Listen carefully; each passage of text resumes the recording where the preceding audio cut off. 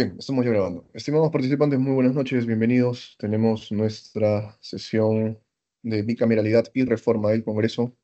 Nuevamente nos acompaña el doctor Marco Carpio Samalvides, quien gustosamente ha aceptado la invitación de la Dirección Académica y Promoción Cultural del Ilustre Colegio de Abogados de Lima, dirigido por el decano, el doctor Raúl Canelo Rabanal, y la directora académica, la doctora Minerva Córdoba Sena. Tengan todos muy buenas noches, sean bienvenidos. Estimado doctor, agradecerle por su participación desde ya. Comentarle, doctor, ¿tiene el micrófono apagado? Lo invitaríamos a que lo pueda prender, doctor, para poder iniciar con nuestra sesión. Muchas gracias, doctor. Buenas Adelante. noches, estimados participantes. Buenas noches, estimado doctor Ítalo.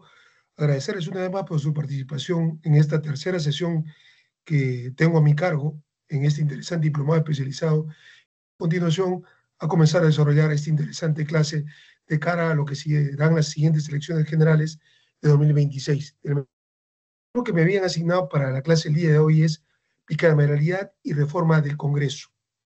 Obviamente es un tema que es apasionante porque definitivamente estamos por ingresar a partir del mes de agosto del año 2026 a retomar el sistema bicameral, que es un sistema que ha imperado en el Poder Legislativo de nuestro país y que retornamos casi luego de 32 años en los cuales hemos estado con un sistema unicameral. Pero bueno, vamos a ver cuál es el índice temático que vamos a desarrollar y cómo nos vamos a ir ingresando a este interesante tema. En el punto 1 vamos a ver lo concerniente a la estructura del Estado, cuál es la conformación de la estructura del Estado. En el punto 2 nos abocamos ya de lleno al Poder Legislativo, que es el que vamos a estudiar y vamos a hacer una especie de introducción que creo que va a ser muy importante para poder comprender el tema de la bicameralidad y las reformas constitucionales y legales que se han emprendido para volver a retornar a este sistema. Y vamos a ver qué normas rigen la vida del Poder Legislativo. En el punto 3 vamos a ver toda la evolución que ha habido del sistema bicameral en el Perú y también a nivel mundial. En el punto 4 vamos a hacer un parangón entre el sistema unicameral y el sistema bicameral. En el punto 5 vamos a ver cuál es el diseño institucional que se ha preparado para la futura Cámara de Senadores y la Cámara de Diputados. Y en el punto 6 vamos a ver algunas normas que han permitido la reforma constitucional y electoral que hoy en día tenemos vigente. Entre ellas, la Ley de Reforma Constitucional, la 31988, vigente desde el mes de marzo del año 2024, y la Ley 32.245, que modificó tres normas legales, la 1859, la Ley 28.024, la Ley de Organizaciones Políticas, y la Ley 28.360, que es la Ley de Elección de Representantes al Parlamento Andino. Y también veremos la Ley 32.264, que modificó también la Ley Orgánica de Elecciones, y la Ley 26.497, que es la Ley Orgánica del Registro Nacional de Identificación y Estado Civil. Toda esta normativa constitucional y legal se modificó para permitir el retorno, como ya les dije, al sistema bicameral que empezará a regir a partir del mes de agosto del siguiente año. Voy a permitirme apagar la cámara para, en todo caso, ser un poco más, no tener problemas con la señal de Internet. Bueno, la estructura del Estado, como hemos comentado en anteriores clases, esta estructura es el conjunto de instituciones y organismos que, interrelacionados entre sí, cumplen funciones esenciales. Como habíamos dicho en la primera clase, la Constitución Política del país tiene dos partes: la parte dogmática, donde están detallados todos los derechos constitucionales fundamentales de los ciudadanos, y la parte orgánica, que es la que se establece a partir del título cuarto de la Constitución Política del Estado, y donde ahí se aprecian, se evalúan y se establecen disposiciones relativas a los poderes del Estado: poder legislativo, poder ejecutivo, poder judicial, los órganos u organismos constitucionalmente autónomos, como hemos dicho, como el Tribunal Constitucional, Defensoría del Pueblo, Ministerio Público, Banco Central de Reserva, Contraloría General de la República, Superintendencia de Bancas, Seguros y Administradora de Fondos Privados de Pensiones, entre otros, ¿no? Bueno, como la bicameralidad es un sistema que se desarrolla dentro del Poder Legislativo, tenemos que ver en sí algunas eh, normas y también ver cómo se desenvuelve la vida al interior de este poder del Estado. ¿Cuáles son las normas que rigen la vida del Poder Legislativo?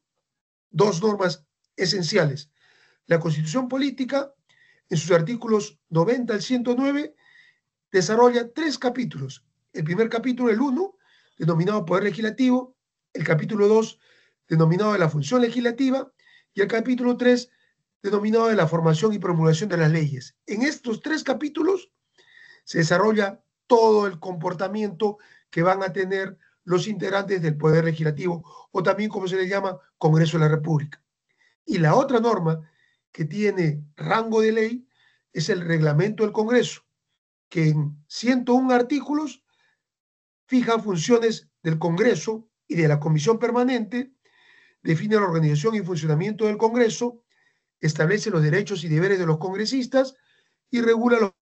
Bueno, lo que yo les manifestaba es de que este reglamento del Congreso, que en sus 101 artículos desarrolla todas las funciones del Congreso y de los integrantes del mismo, a partir del próximo mes de agosto del año 2026, y obviamente no va a seguir existiendo, porque para ese caso, para el sistema bicameral, vamos a tener un reglamento para la Cámara de Diputados, un reglamento para la Cámara de Senadores y un reglamento que va a regir la vida de ambas cámaras. O sea, en total vamos a tener tres reglamentos a partir del mes de agosto del año 2026. Ahora, ¿cuál es la composición actual del Poder Legislativo? Que estará vigente hasta el 27 de julio del año 2026, porque el 28 de julio ya asumen funciones los nuevos integrantes de lo que será el próximo Congreso de la República bicameral. El actual Poder Legislativo, también llamado Congreso de la República, reside y está representado por el Congreso de la República, que al día de hoy consta de una sola Cámara. Tenemos un sistema unicameral que está conformado por 130 congresistas. El Congreso ha sido elegido por un periodo de 5 años mediante un proceso electoral organizado conforme a la Ley Orgánica de Elecciones. La que sigue, por favor. Vamos a ver ahora cómo ha sido la evolución del bicameralismo en algunos países del mundo y a nivel del Perú. El sistema bicameral predomina en la gran mayoría de países a nivel mundial. Esa tradición bicameral se inicia en países europeos, Inglaterra, Francia, España, básicamente, que son donde este sistema bicameral comenzó a tener mayor auge. En Inglaterra, desde el año 1911, el Parliament Act, que fue reformado en el año 1949, ya consagró la separación en dos cámaras, la Cámara de los Lores y la Cámara de los Comunes. La Cámara de los Lores es la Cámara Alta y la Cámara de los Comunes. Desde que ha comenzado a desarrollarse el sistema bicameral en Inglaterra, ha habido una tendencia marcada para que la Cámara de los Lores o la Cámara Alta vaya perdiendo algunas prerrogativas parlamentarias que han sido otorgadas a la Cámara de los Comunes o la Cámara Baja, ¿no? En Francia, la Constitución de 1958 y en su artículo 24 establecía un sistema bicameral a través de la Asamblea Nacional y el Senado. Los diputados que integran la Asamblea Nacional en Francia son elegidos por sufragio directo, mientras que los senadores a través del sufragio indirecto. La forma de elección de los miembros del Senado en la Convención Nacional, en la Asamblea Nacional Francesa, es un poco discutida, ¿no? Y se atribuye a una exigencia de los monárquicos moderados para adherirse a la República, ¿no? En Francia también este sistema bicameral demuestra que la experiencia republicana se ha ido consolidando como sistema, ¿no? Porque había un temor de que se instaure una Cámara única con las críticas que tienen los sistemas unicamerales. En España, la Constitución vigente, que es la vigente del año 1978, ya consagra un sistema bicameral a través de las Cortes. Y las Cortes Generales están conformadas por el Congreso de los Diputados y el Senado, dos cámaras, ¿no? El modelo español sirvió para inspirar el modelo que teníamos nosotros en la Constitución del 79, que era un sistema bicameral, ¿no? del sistema español pudimos copiar varias de las instituciones en materia de derecho parlamentario que fueron insertadas en la Constitución de 1979, ¿no? Esencialmente los temas de las elecciones territoriales y también respecto a las funciones y atribuciones de ambas cámaras, ¿no? Como les dije, en España se les denomina las Cortes y son la Cámara o Congreso de Diputados y el Senado. En Estados Unidos, que tiene una constitución vigente del año 1787, miren el tiempo de vigencia que tiene la Constitución de Estados Unidos y en la cual ha sufrido determinadas modificaciones o enmiendas, como se le conoce, ¿no? También es un sistema bicameral y su artículo 1 de la Constitución establece que el Congreso se conforma de dos cámaras, senadores, y la Cámara de Representantes, elegido por 435 representantes.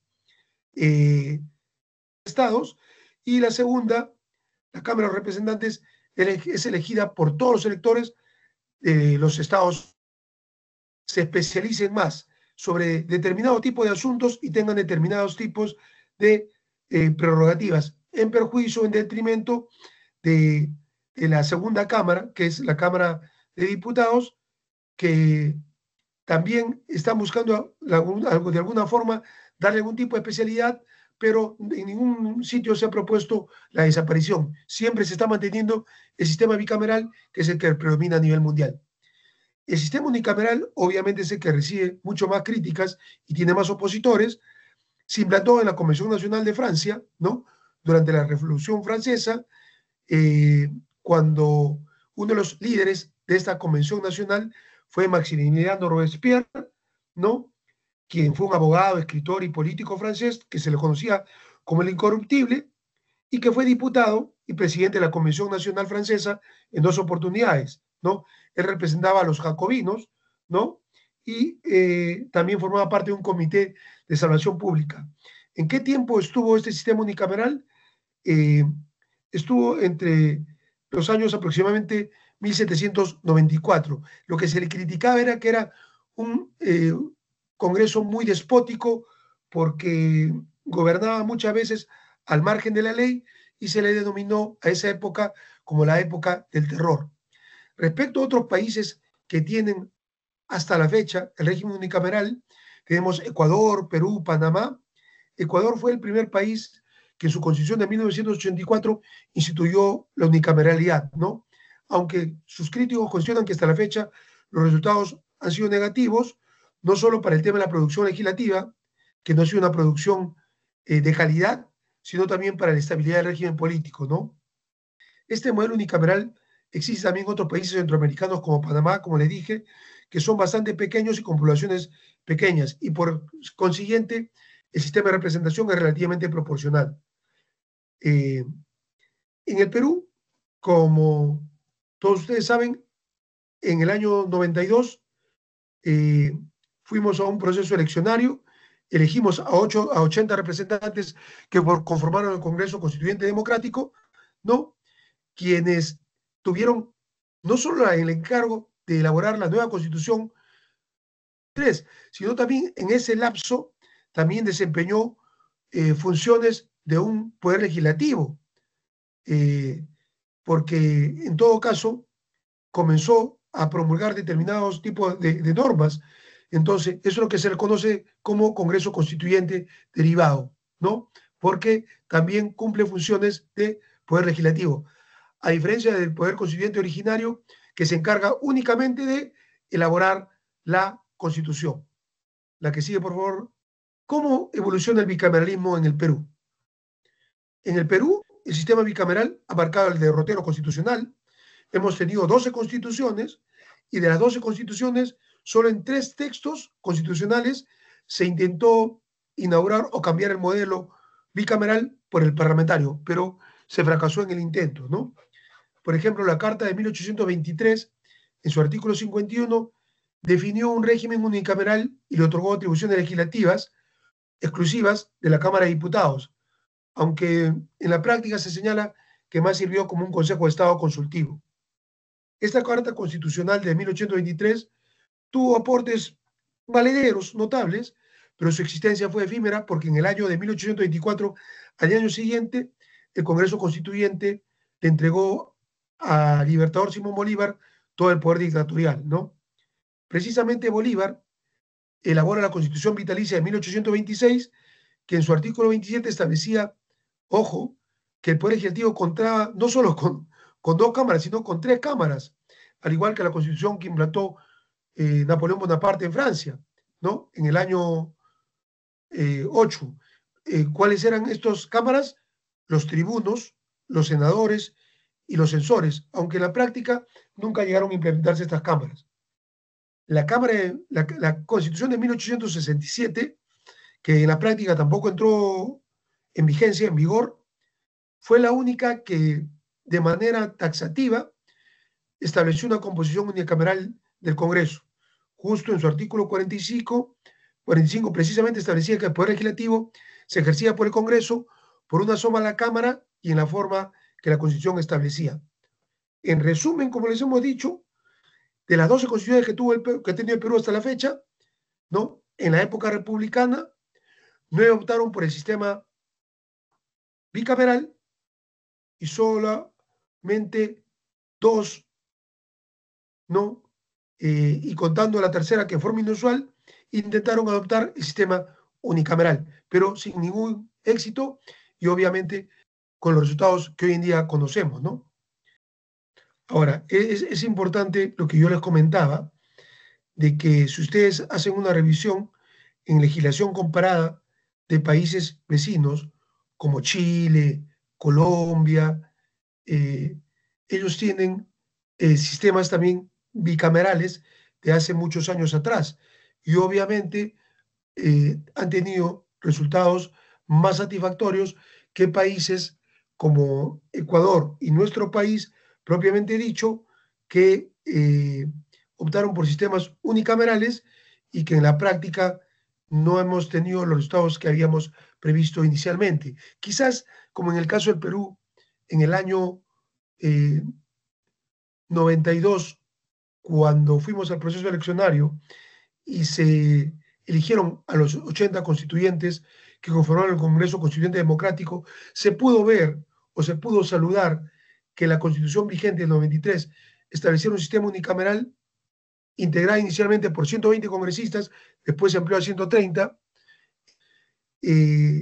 Creo que si hacemos un balance o pedimos opinión de especialistas, creo que este sistema no ha cifrado las expectativas de la población, ¿no? Y por eso es que la población hoy en día eh, tiene o muestra estos niveles de desaprobación respecto de este sistema unicameral.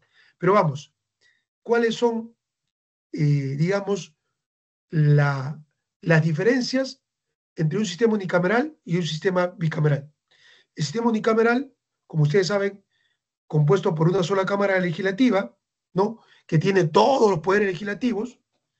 Entre las ventajas, los propulsores, los que impulsaron el sistema unicameral, señalan que tiene eficiencia y rapidez porque el proceso legislativo es más ágil al no haber necesidad de acuerdos entre dos cámaras. Es decir, una sola cámara aprueba las iniciativas legislativas. Hay un menor costo porque gasto de mantenimiento y gestión, ya que hay menos instituciones legislativas. Cuando me refiero a instituciones legislativas, me refiero a hay menos órganos al interior del Congreso, como menor número de comisiones ordinarias, ¿no? Entre otros. Pero en la práctica, el Congreso unicameral actual no ha sido mucho menos costoso. O sea, es un Congreso que cuesta una suma de dinero que, verdad, creo que excede en los límites previstos, ¿no? Se dice que hay mayor representación de la mayoría porque el debate legislativo es más directo, reflejando mejor los intereses de los representantes que representan a las diversas instituciones territoriales. Entre las desventajas, y con la cual yo estoy muy de acuerdo, es que hay mayor riesgo respecto a los excesos que pueda cometer la mayoría. Al no existir un contrapeso entre una Cámara de Senadores y una Cámara de Diputados, existe un mayor riesgo que imponga sus decisiones sin mayor revisión. Es lo que ocurrió en la experiencia de este Congreso Unicameral del Perú, en la cual varias organizaciones políticas han tenido mayorías aplastantes y han aprobado proyectos de ley sin mayor debate, sin mayor... El reglamento del Congreso establece debe haber doble votación, muchas veces se exonera la segunda votación y se aprueban proyectos con una sola votación, ¿no? Y a veces proyectos sin el debido análisis objetivo, racional. Y producto de un apasionamiento se pueden aprobar leyes que después, al mes o a los 2 meses, ya estamos planteando su modificatoria o su derogatoria, ¿no? Algunos ejemplos del sistema unicameral: Ecuador, Panamá, que lo habíamos dicho, Suecia, Nueva Zelanda y los estados de la Federación Mexicana, que tienen sistemas unicamerales. En el tema de México, ahí hay que hacer una precisión. México tiene un sistema en la cual hay 32 entidades federativas o estados, y estos estados son autónomos, libres, soberanos, su propia constitución, y obviamente esas contemplan congresos unicamerales en cada uno de los estados, ¿no? Entonces, a eso me refiero cuando hago mención a los estados de la Federación Mexicana, ¿no? El sistema bicameral, como su nombre lo indica, hay dos cámaras, comúnmente la Cámara Baja, que se le llama la Cámara de los Diputados, y una Cámara Alta, que se le denomina senadores. Como saben, hay excepciones. Por ejemplo, en Inglaterra se le llama a la Cámara Alta, o también como se le conoce como Senado, Cámara de los Lores, ¿no? ¿Cuáles son las ventajas del sistema bicameral? Hay mayor control y revisión. ¿Por qué?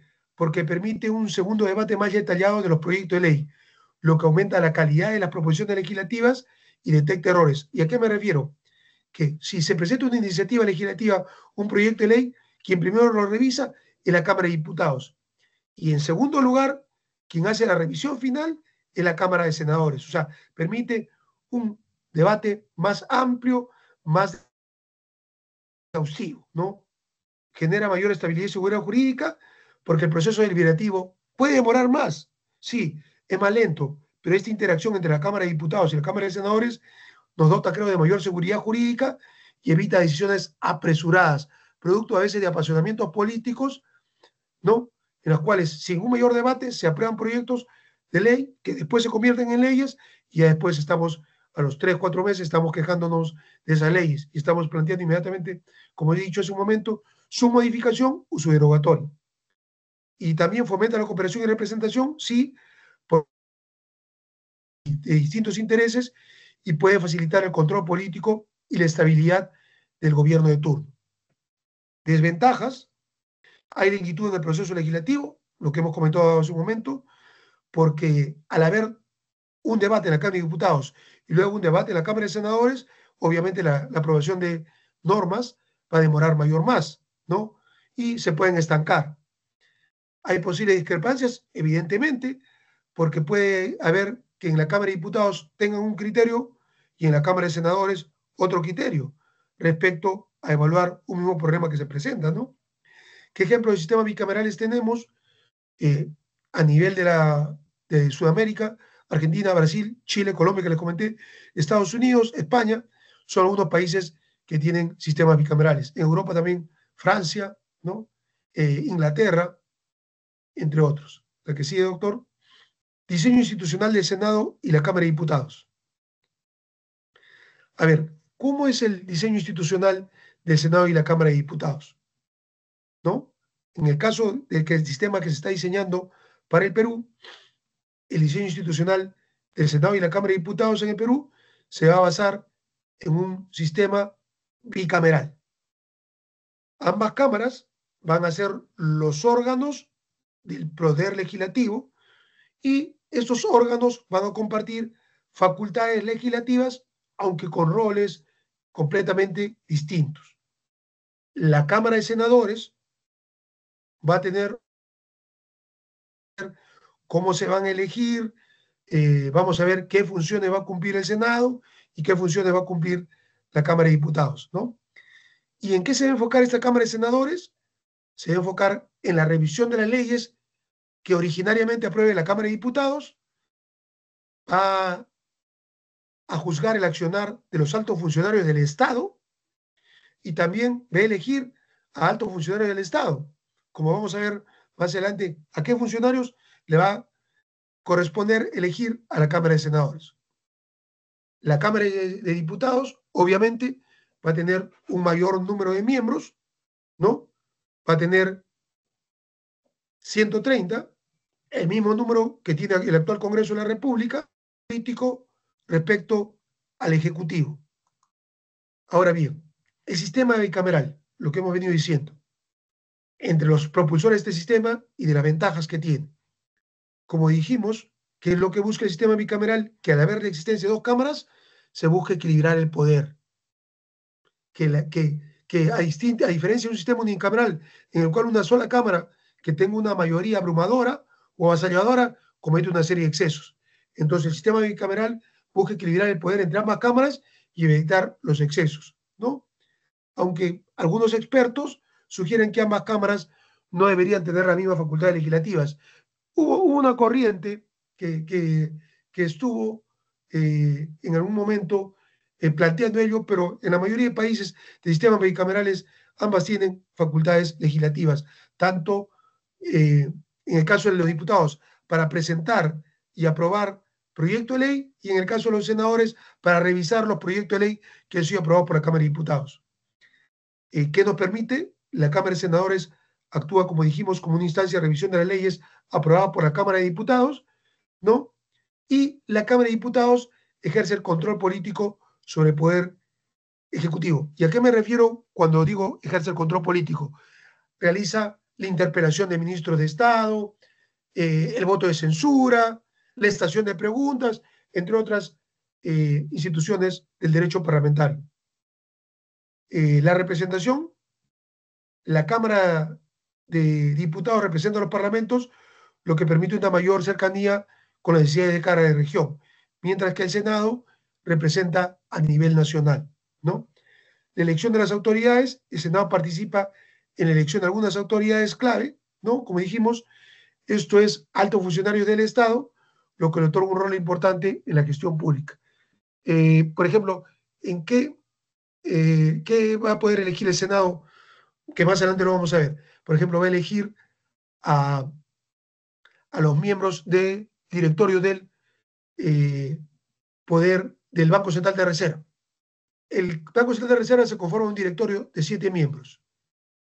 3 elegidos por el Poder Ejecutivo, entre ellos su presidente, entre ellos su presidente, y los otros 3 restantes elegidos por el Congreso.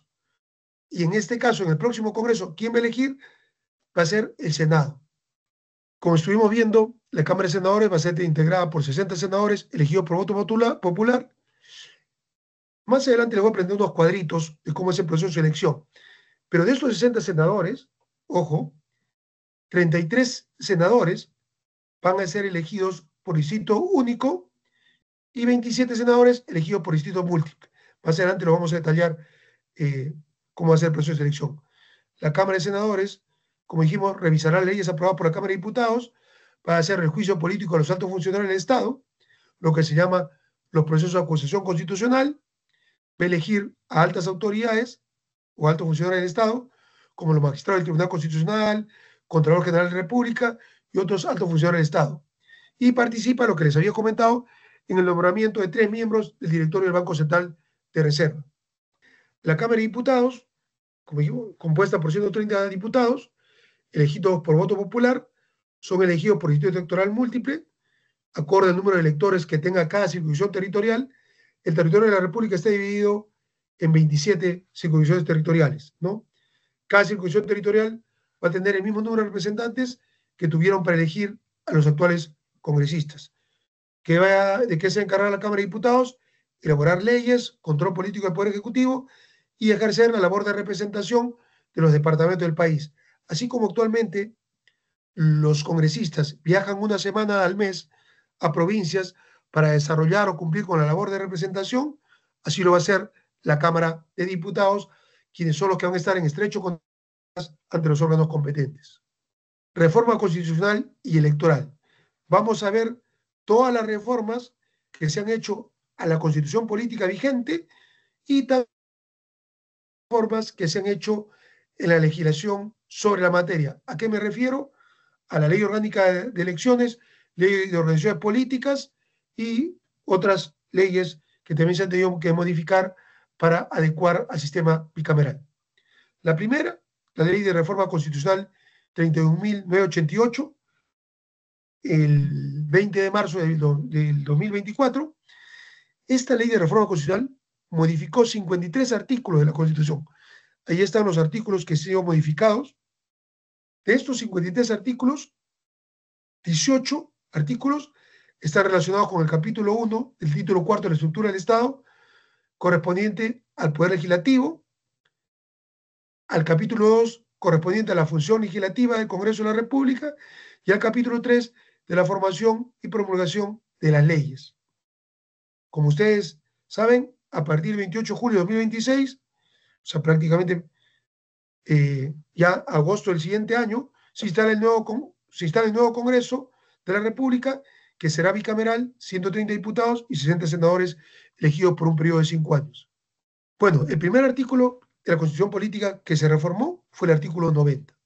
Señala expresamente que el Poder Legislativo va a residir en el Congreso de la República, conformada por el Senado y la Cámara de Diputados. El Senado, conformado por 60 senadores, elegidos por el periodo de 5 años, asegurando que por lo menos cada circunscripción territorial tenga un representante. Si el territorio ha sido dividido en 27 circunscripciones territoriales, significa que cada una de ellas va a tener un representante, mientras que los otros 33 senadores van a ser elegidos por el distrito electoral único a nivel nacional. Ojo, algo importante, se ha precisado en este artículo 90 que el número de senadores va a poder ser incrementada mucho más adelante a través de una ley orgánica. O sea, el número de 60 que va a regir a partir de agosto de 2026, bueno, finales de julio de 2026, va a poder ser incrementado más adelante, ¿no? También se precisa que la Cámara de Diputados va a contar con un número de diputados de 130, también elegido por el similar periodo, por un lustro, 5 años, y también se deja abierta la posibilidad de que el número de diputados se incremente mediante ley orgánica de acuerdo al incremento poblacional. ¿Y por qué se dice esto? Porque los diputados, el número de diputados que tiene cada región, se puede ir incrementando de acuerdo al número de pobladores que tenga cada circunscripción territorial. Dice que si, digamos, la población de Arequipa en el transcurso de acá unos 10 años se incrementa ostensiblemente, quizás Arequipa ya no tenga derecho a elegir 6 diputados, sino se puede incrementar a 7 u 8. Eso va a depender del incremento poblacional. Si está en receso el Congreso, es decir, los meses de enero y febrero, en los cuales hay un interregno parlamentario, ¿quién funciona? La Comisión Permanente. Más adelante vamos a ver de qué trata este órgano, ¿no? Algo importante, dice que la presidencia del Congreso va a recaer de manera alternada sobre los presidentes de cada Cámara. ¿Y a qué me refiero con ello? Digamos que el próximo Congreso, que asume funciones el 28 de julio de 2026, cada Cámara va a tener un presidente. Va a haber un presidente de la Cámara del Senado y un presidente de la Cámara de Diputados. Pero al margen de que cada Cámara tenga un presidente, va a haber un presidente del Congreso de la República. Y quien ejerce la presidencia va a ser, digamos, el primer año va a ser el presidente del Senado, el segundo año será el presidente de la Cámara de Diputados, y así en forma intercalada hasta llegar a los 5 años. Algo importante, los candidatos a la presidencia o vicepresidencia de la República pueden ser a su vez simultáneamente candidatos a senador o diputado. Por eso es que vemos hoy en día que hay muchísimos como presidente de la República en un proceso seleccionario, pero sí quieren asegurar una curul, ya sea en el Senado o en la Cámara de Diputados, de acuerdo donde determinan también postular simultáneamente. Y algo importante, se estableció que los próximos senadores y diputados van a poder ser reelegidos en forma inmediata en el mismo cargo. Los congresistas han hecho la reforma de este artículo acorde a sus intereses personales para poderles permitir ser reelectos en forma inmediata en el cargo que vayan a ocupar, ¿no? Los congresistas de la República. Estos son los actuales congresistas. Actualmente, los congresistas, lo que establecía la Constitución antes de la reforma, era que eran elegidos por un periodo de 5 años, representan a la nación y no están sujetos a mandato imperativo interpelación, perdón, gozan de prerrogativas constitucionales. Igual van a gozar los senadores y diputados, como la inviolabilidad parlamentaria, que es un derecho y beneficio que se les otorga en virtud de su función legislativa. ¿Con qué finalidad? Para garantizar su independencia y facilitar el desempeño de sus funciones. ¿Y a qué nos referimos con esta inviolabilidad parlamentaria? Que los actuales congresistas y también los futuros senadores y diputados, ninguna autoridad u órgano jurisdiccional alguno, por las opiniones u votos que emitan en el ejercicio de sus funciones. Además, no están sujetos a mandato imperativo. ¿Y qué significa ello? Que ellos no están obligados a acatar las disposiciones que emita el presidente de su organización política por la cual han sido elegidos, o el presidente de la bancada parlamentaria de la cual forman parte, y como les he dicho, no tienen responsabilidad alguna por las opiniones o votos en un sentido u otro que emitan mientras estás en el ejercicio de funciones. Por eso es que a veces en el fragor del debate se escucha insultos, a veces de grueso calibre, ¿no? Y obviamente, producto de esta prerrogativa, la inviolabilidad parlamentaria de opinión, no pueden ser procesados.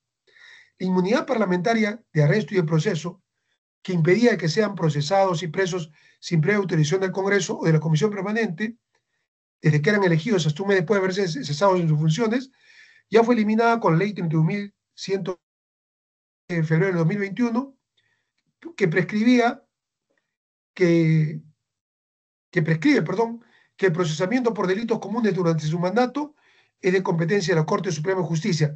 Y alguien me dirá, ¿pero por qué de la Corte Suprema de Justicia y no de un juzgado especializado en lo penal?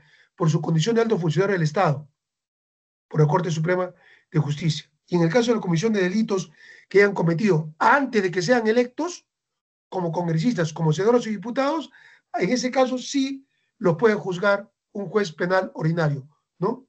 Un juzgado especializado en lo penal, como se le conoce.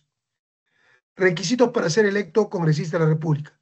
Para los actuales congresistas que están en funciones, se exigía ser peruano de nacimiento, haber cumplido 25 años de edad y gozar del derecho de sufragio. A partir de la ley de reforma constitucional, la 31.988, estos son los requisitos para ser elegidos senadores y diputados. En el caso de los senadores, igual, ser peruano de nacimiento, y ahí cambia la figura. Haber cumplido 45 años de edad al momento de postular, ojo, y miren lo que agregaron los congresistas, o haber sido congresista o diputado. ¿Qué va a permitir esto?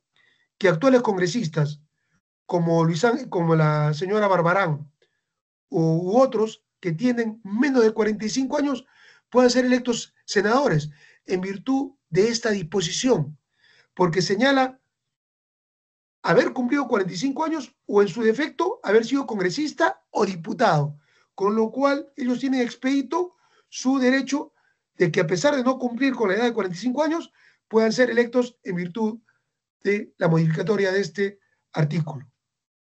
El caso de los diputados sí se mantienen los mismos requisitos que para ser electos congresistas hasta el día de hoy: ser peruano de nacimiento, haber cumplido 25 años de edad y gozar del derecho de sufragio. Y ahí yo no estoy muy de acuerdo, porque creo que la edad debería elevarse. Creo que para diputados debería ser por lo menos algo de 35 años, ¿no? Que creo que es una edad en la cual la persona ya está mucho más madura en varios aspectos, y sobre todo ya ha podido tener mayor tipo de experiencia profesional, laboral, y tener una mejor formación académica, una formación académica más sólida, ¿no? Lo que permite que desempeñe con mejor eficiencia y eficacia sus funciones.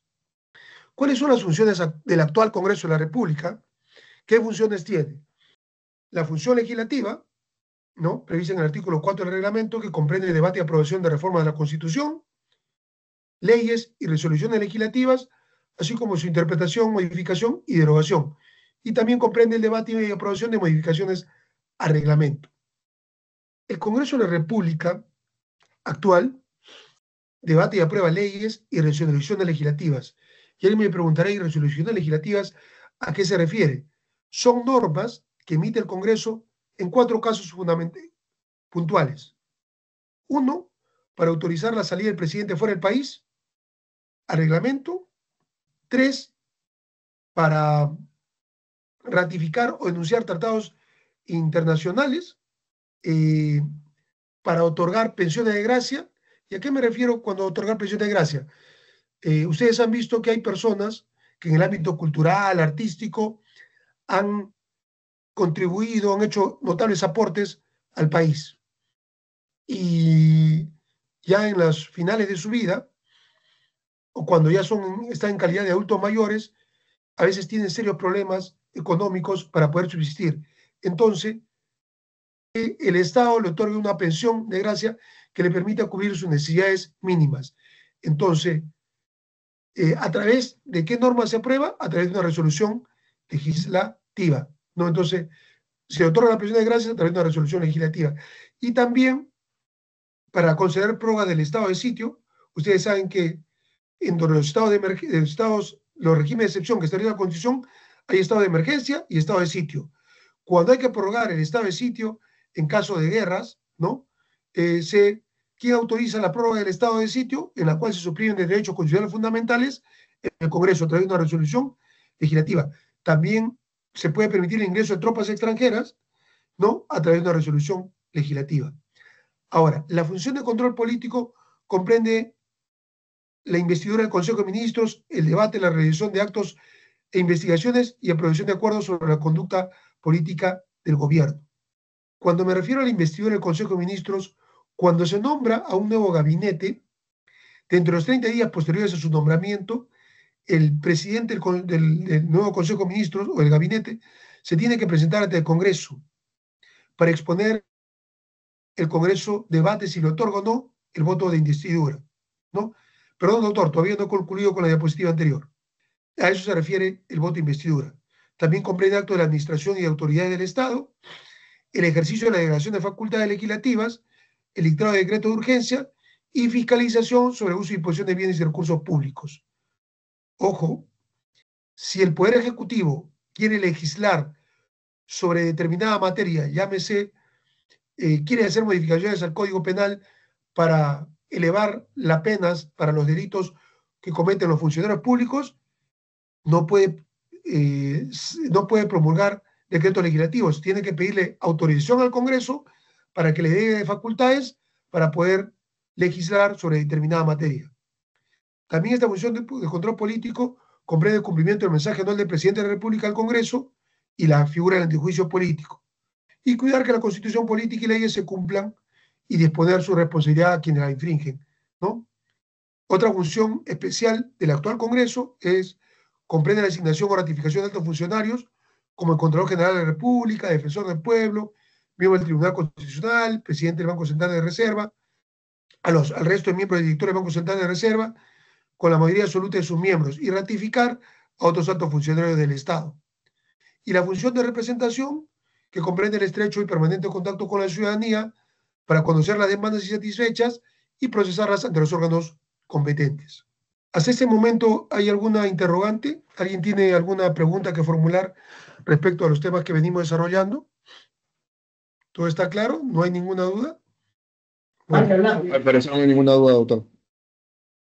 Ok, gracias. Bueno, vamos a avanzar un poquito más antes de irnos al break. ¿Cuáles son los órganos del actual Poder Legislativo, del actual Congreso? Lo que establece el artículo 27 del Pleno, que está conformado por 130 congresistas, que es la máxima asamblea deliberativa y es el órgano de decisión más importante del Congreso. Se reúne ordinariamente una vez por semana, generalmente los días jueves, sin que eso implique de que cualquier otro día, de acuerdo a la agenda parlamentaria que exista, se pueda reunir otro día, a veces también miércoles y jueves, o a veces jueves y viernes, dependiendo de lo que establezca el Consejo Directivo. El Consejo Directivo es otro órgano del actual Congreso, integrado por miembros de la mesa directiva y representantes de los grupos parlamentarios que tienen un director de cuenta general del Congreso. Recibe informes periódicos de la mesa directiva, oficialía mayor y la oficina de auditoría interna. Recibe informes también sobre administración de personal y recursos económicos, así también como los procesos de elección, llámese licitaciones para ejecutar obras o adquirir bienes o servicios. Aprueba la agenda de cada sesión plenaria que se realiza todos los días jueves, definiendo los proyectos que se van a tratar en la orden del día, aprueba los planes de trabajo, los cuadros de las comisiones y cualquier otro proyecto para facilitar el desarrollo de las sesiones y el funcionamiento del Congreso. También determina otorgar distinciones especiales a personalidades del ámbito nacional. También dar autorizaciones de licencia o enfermedad a los congresistas o de viaje, y nombra al oficial mayor, que es el funcionario de mayor rango a nivel del Congreso, ¿no? Lo nombra a propuesta del presidente del Congreso y da cuenta al Pleno. La Junta de Portavoces, que está compuesta por todos los miembros de la mesa directiva y un portavoz por cada grupo parlamentario. Esta Junta de Portavoces elabora el cuadro de comisiones para la aprobación del Consejo Directivo y por parte del Pleno también, exonera el trámite de envío de comisiones a comisiones de los proyectos de ley y amplía la agenda de la sesión del Pleno y decisión de prioridades del debate. El presidente del Congreso, hoy en día tenemos el último presidente del Congreso, que ha empezado funciones el 27 de julio hasta el 27 de julio del siguiente año. ¿Cuáles son sus funciones? Representa al Congreso, preside la sesión del Pleno, de la Comisión Permanente y la Mesa Directiva, cumple escrupulosamente con todo el marco legal, el reglamento del Congreso y protege los derechos y atribuciones de los congresistas y grupos parlamentarios, leyes, así como ejercer la facultad de promulgarlas. Firma también el reglamento del Congreso, autora de la resolución de reglamentaria para su publicación. Somete a consideración del Pleno del Congreso el proyecto de presupuesto y la cuenta general del Congreso. También somete a consideración del Consejo Directivo la agenda de sesión del Pleno y la Comisión Permanente, y exige u ordena a los órganos de gobierno y a la administración para que respondan a los pedidos de información remitidos por los congresistas. ¿Y a qué me refiero? Los congresistas pueden presentar pedidos de información a cualquier entidad pública de la administración pública, de los diferentes niveles de gobierno. Lo que sucede es que muchas veces esas entidades no responden oportunamente los pedidos de información formulados por los congresistas, y los reiterativos los firma el presidente del Congreso para darles mayor peso y para obligar a que las entidades respondan a estos pedidos de información que han formulado los congresistas de la República. ¿Qué otros órganos tiene el actual Poder Legislativo? La mesa directiva del Congreso. Esta mesa directiva también tiene vigencia por periodos parlamentarios anuales y se elige. Por eso es que en el mes de julio, el 26 de julio fue que los congresistas fueron a un proceso eleccionario para elegir a los integrantes de la nueva mesa directiva, entre ellos a su presidente. ¿Qué funciones tiene? Tiene a su cargo la dirección administrativa y los debates, compuesta por el presidente y 3 vicepresidentes, supervisa la administración del Congreso, nombra a los funcionarios de más alto nivel a propuesta del oficial mayor y autoriza la contratación de servicios y realización de concursos y nombramiento de profesionales, técnicos y auxiliares para las actividades parlamentarias, y también aprueba el presupuesto y la cuenta general del Congreso. Las comisiones, importantísimo. Actualmente hay 24 comisiones ordinarias. Pero bueno, vamos a detallar los tipos de comisiones. Comisiones son grupos de trabajo especializados de congresistas cuya función es el seguimiento y fiscalización del funcionamiento de los órganos estatales y de los sectores que componen la administración pública. ¿Qué le corresponde? El estudio y dictamen de los proyectos de ley y la resolución de consultas en temas acordes con su especialidad. Está integrada por miembros titulares y accesitarios. Hay 4 tipos de comisiones y ahí nos detenemos. Las comisiones ordinarias, que son 24, que les dije. Las comisiones investigadoras, ahí no hay un número definido porque eso depende del número de integrantes que tenga cada bancada parlamentaria. Las comisiones investigadoras que se conforman para indagar sobre un asunto de gravedad o de interés nacional, ¿no? Por ejemplo, yo fui asesor de una comisión investigadora en el periodo 2001-2002 que se encargó de evaluar la deuda externa que había contraído el país en el gobierno de Alberto Fujimori, ¿no? Después una subcomisión investigadora que se encargó también de investigar las actividades realizadas durante el gobierno de Alberto Fujimori, lo que se conoce como las esterilizaciones forzosas, ¿no? Las comisiones especiales, que son sobre determinados asuntos, y la Comisión de Ética Parlamentaria. Como les dije, las comisiones ordinarias son 24. Esas operan ordinariamente, ¿no? Y ellas se encargan del estudio y dictamen de los asuntos ordinarios que están en la agenda del Congreso. tienen prioridad en la función legislativa y fiscalización. Por ejemplo, si se presenta un proyecto de ley para modificar el Código Civil, para modificar las causales de la separación de cuerpos, agregar una nueva causal, ¿a qué comisión ordinaria le corresponde ver ese proyecto de ley? Comisión de Justicia. Puede ir a otras comisiones también simultáneamente, ¿no? Pero es de acuerdo a la especialidad de comisión. Por ejemplo, si hay una comisión que quiere modificar un artículo de la Constitución, se presenta un proyecto, perdón, hay un proyecto de ley para modificar un artículo de la Constitución. ¿A qué comisión va? A la Comisión de Constitución, ¿no? Las comisiones de investigación, como le dije, que se encargan del estudio, investigación y el dictamen de asuntos puestos a su conocimiento, ¿no?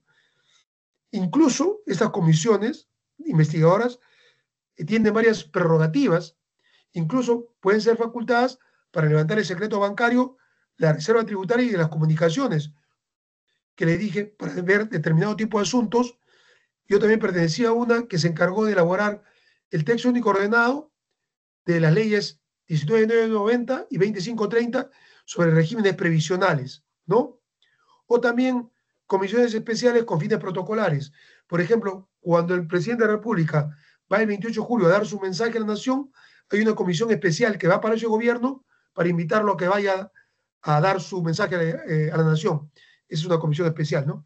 Y la Comisión de Ética Parlamentaria, encargada de promover la ética, prevenir actos contrarios a la misma, absorber consultas y resolver en primera instancia denuncias que se formulen. Aunque esta comisión de ética es un saludo a la bandera, porque en la práctica hemos visto muy poco que se hayan sancionado congresistas por la vulneración o inflexión de este código de ética parlamentaria, ¿no? O por haber llevado actos contrarios a la moral y a la ética. Los grupos parlamentarios, que actualmente me parece que son 11 en el Parlamento, 11 o 12, que son conjuntos de congresistas que comparten ideas o intereses comunes. Antes se pedía un mínimo de 6 congresistas, ahora se ha reducido con 5 congresistas, tú puedes conformar un grupo parlamentario. Los partidos o alianzas que logren representación en el Congreso constituyen un grupo parlamentario, siempre que cuenten con un mínimo de 5 congresistas. ¿Y a qué me refiero?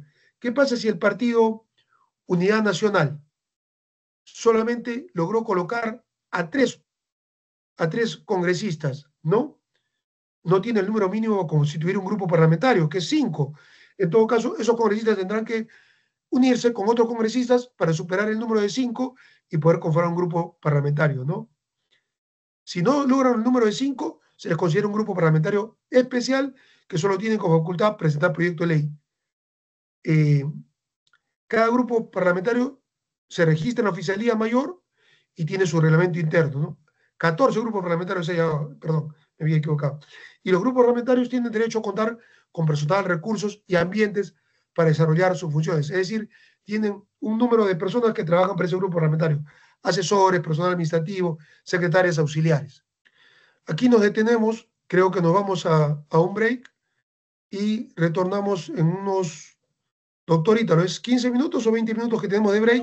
Y 15 retornamos minutos, doctor, está para bien. concluir con la parte final, ingresar a ver las reformas a la Constitución y la reforma a las normas legales que han permitido que se instaure el sistema bicameral en el próximo Congreso de la República. Perfecto, doctor. Regresamos en 15 minutos. Doctor Ítalo, ¿cuánto tenemos de break? 15 minutos, doctor. Perdón, ¿cuánto tenemos? 15 minutos, doctor. Regresamos Ya, 7:28. ya, perfecto. Entonces a las 7:28 nos encontramos. Nos volvemos a ver.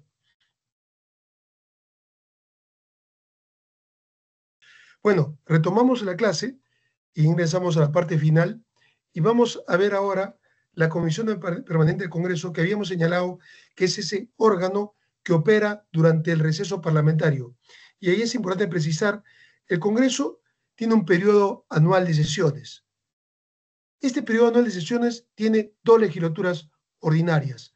La primera, que se inicia el 27 de julio y culmina el 15 de diciembre.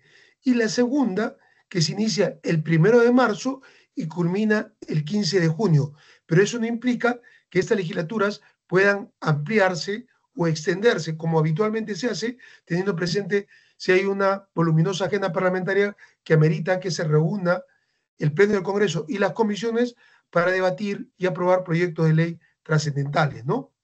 Entonces, pero en los meses de enero, febrero, cuando no está operando el Congreso, funciona la comisión permanente. Y como dice ahí, se instala entre los 15 días, empieza el 27 de julio. Está conformada por 30 congresistas, es la conformación de la comisión permanente del Congreso actual, ¿eh? Vuelvo a hacer la precisión, que son representantes de diversos grupos parlamentarios. Ejerce funciones constitucionales durante el funcionamiento ordinario del Congreso, durante su receso e inclusive en interregno parlamentario derivado de la disolución del Congreso. Presidida por el presidente del Congreso y conformada por no menos de 20 congresistas elegidos por el Pleno, guardando proporcionalidad entre los distintos grupos parlamentarios. No menos de 20, actualmente tiene 30. El presidente somete a evaluación del Pleno la nómina de congresistas propuestos para integrar la comisión permanente dentro de los 5 días hábiles posteriores a que se instale el primer periodo ordinario de sesiones. La elección se realiza dentro de los 5 días hábiles posteriores y los vicepresidentes de la comisión permanente son a su vez los vicepresidentes del Congreso y miembros de la mesa directiva. Ahora vamos a ingresar a ver ya la parte de las reformas constitucionales, en qué artículos esencialmente se ha incidido para viabilizar el nuevo sistema bicameral que empezará. Por ejemplo, yo les mencionaba que si el Ejecutivo quiere legislar, tiene que pedirle autorización, permiso al Congreso de la República para que a través de la delegación de facultades le permita legislar sobre determinada materia y por un tiempo determinado. Esta delegación que le da el Congreso al Poder Ejecutivo, con el actual Congreso, el presidente de la República, luego de que se promulgaron los decretos legislativos, tenía que dar cuenta al Congreso o a la Comisión Permanente. Con la reforma constitucional, la ley 31988, el presidente de la República va a tener que dar cuenta al Senado o a la Comisión Permanente de cada decreto legislativo, la vida al interior del Senado. Entonces, ojo, la que sigue la anterior, por favor, doctor. Entonces, ojo, ahora a quien da cuenta de los decretos legislativos que promulga el Poder Ejecutivo pre-delegación de facultades, va a ser ante el Senado o a la Comisión Permanente. Respecto a cada decreto legislativo que se vaya a promulgar, lo que va a tener que ver el Senado es ver si ese decreto legislativo es sobre la materia que se le delegó al Poder Ejecutivo, si se promulgó ese decreto legislativo en el plazo previsto, ¿no? Y, obviamente, para ver si se encuadran dentro del marco constitucional vigente, porque el Poder Ejecutivo no puede legislar sobre una materia, por ejemplo, que no se le ha delegado facultades, o si se le delegó facultades por 30 días, no puede seguir legislando en el día 35, porque esos decretos legislativos, cuando sean revisados por el Senado, pueden ser derogados, ¿no?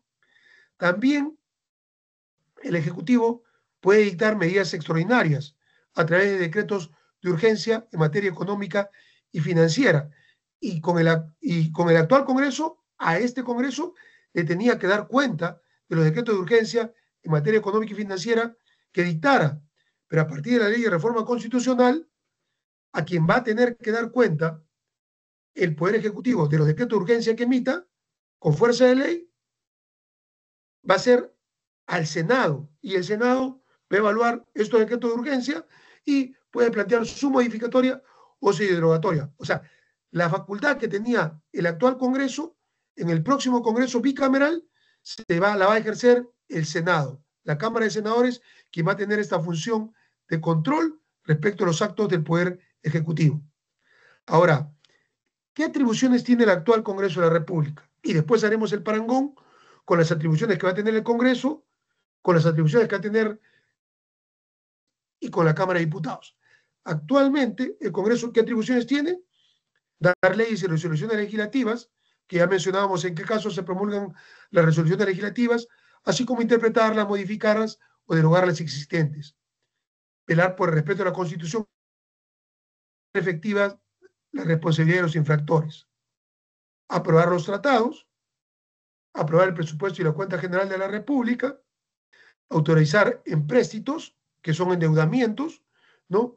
Ejercer el derecho de amnistía, aprobar la demarcación territorial que proponga el Poder Ejecutivo prestar el consentimiento para el ingreso de tropas extranjeras al territorio de la República, siempre que no afecte la soberanía nacional, y autorizar al presidente para salir del país.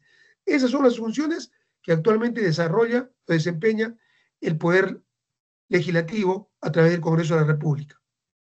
Pero a partir de la ley de reforma constitucional, cuando entre en funciones el próximo Congreso bicameral, ¿qué atribuciones va a tener el Congreso? Va a dar igual leyes y resoluciones legislativas, va a poder interpretarlas, modificar o derogar las existentes de acuerdo con el reglamento de Congreso y el de Cámara a Cámara. Les repito que el próximo Congreso va a tener 3 reglamentos.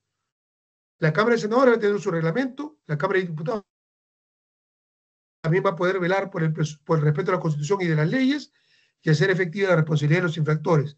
También aprobar el presupuesto y la cuenta general de la República. También va a poder autorizar empréstitos conforme a la Constitución y a la Ley de Endeudamiento Público, la 28563, ejercer el derecho de amnistía, aprobar la demarcación territorial que proponga el Poder Ejecutivo conforme al procedimiento legislativo ordinario, aprobar o modificar su reglamento y ejercer las demás atribuciones que le sean la Constitución y las que le son propias de la Constitución, de la función legislativa. Ya no están contempladas para el Congreso, por ejemplo, aprobar tratados, ni tampoco prestar consentimiento para ingreso de tropas extranjeras en el territorio de la República, y tampoco para autorizar la salida del presidente fuera del país. Esas 3 funciones que actualmente tenía el Congreso ya no van a estar contempladas dentro de las atribuciones del siguiente Congreso, pero vamos a ver a qué Cámara se le han concedido estas atribuciones. Atribuciones de la Cámara de Senadores. Se ha incorporado un artículo 102A a partir de la Ley de Reforma Constitucional 31988. Uno, va a aprobar, modificar o rechazar los proyectos de ley que remita a la Cámara de Diputados.